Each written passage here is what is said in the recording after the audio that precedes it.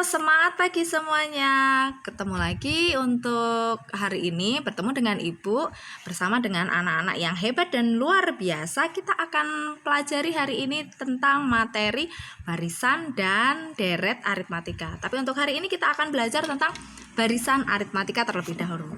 Untuk hari ini nanti kita akan belajar, tujuannya adalah hari ini kita akan bisa memahami konsep tentang barisan aritmatika dengan benar. Kemudian setelah itu kita dapat menyelesaikan soal-soal atau permasalahan yang berkaitan dengan barisan aritmatika dalam kehidupan sehari-hari. Oke, kita perhatikan dulu ya. Sebelum kita masuk, kita perhatikan dulu mistar berikut, gambar mistar berikut. Berapa selisih antara bilangan yang berurutan? Jadi berurutan di sini kita lihat untuk 1 min 0, kemudian 2 min 1, dan di sini hasilnya adalah 1. Kemudian untuk 3 min 2 hasilnya juga 1. Dan seterusnya sampai 10 dikurangi 9 hasilnya adalah 1. Jadi selisih antar bilangan pada mistar yang berurutan hasilnya adalah 1. Betul. Nah, sekarang kita perhatikan untuk pola barisan bilangan berikut. Nah, kita di sini sudah disediakan ada 2 pola barisan bilangan.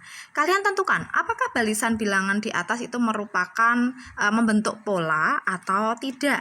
Kalian perhatikan dulu. Sudah mendapatkan hasilnya? Bagaimana? Kita cek. 2, 5, 8, 11 apakah membentuk pola barisan? Ya, jawabannya adalah betul, ya. Jadi membentuk pola barisan.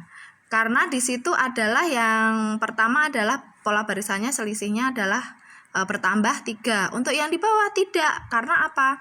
3, 4 itu 1, 4 ke 6 itu 2. Jadi tidak membentuk pola yang sama.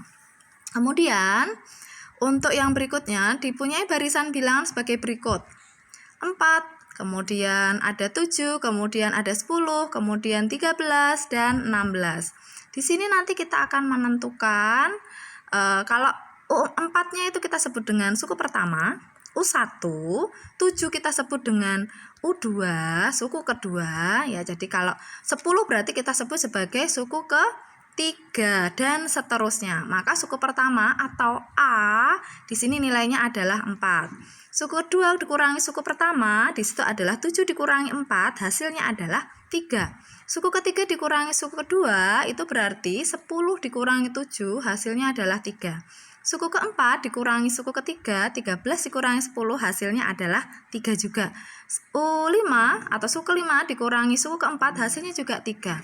Nah, apakah untuk masing-masing selisih tadi itu sama? Hasilnya adalah ternyata sama, yaitu 3 selisihnya. Maka ini kita sebut dengan beda. Nah, karena memiliki selisih yang sama. Untuk itu kita perhatikan kesimpulannya di sini untuk barisan aritmatika, berarti jika tersedia U1, U2, U3 sampai UN, maka untuk U2 min U1, U3 min U2 dan seterusnya sampai UN dikurangi U sebelumnya, suku N dikurangi suku sebelumnya, itu disebut sebagai beda, ya. Nilainya berarti nanti bedanya itu sama. Kemudian di sini untuk kegiatan selanjutnya adalah tentukan suku ke-10 dari barisan bilangan berikut. 3, 5, 7, 9, 11, 13. Mau kita tentukan di sini suku ke-10-nya. Untuk pertama yang kita lakukan adalah kita tentukan dulu bedanya. Untuk menentukan beda itu berarti suku ke N dikurangi suku ke N-1. Bisa kalian pilih dari suku yang berapapun, ya. Jadi boleh suku kedua dikurangi suku pertama, atau suku ketiga dikurangi suku kedua, atau yang lainnya juga bisa.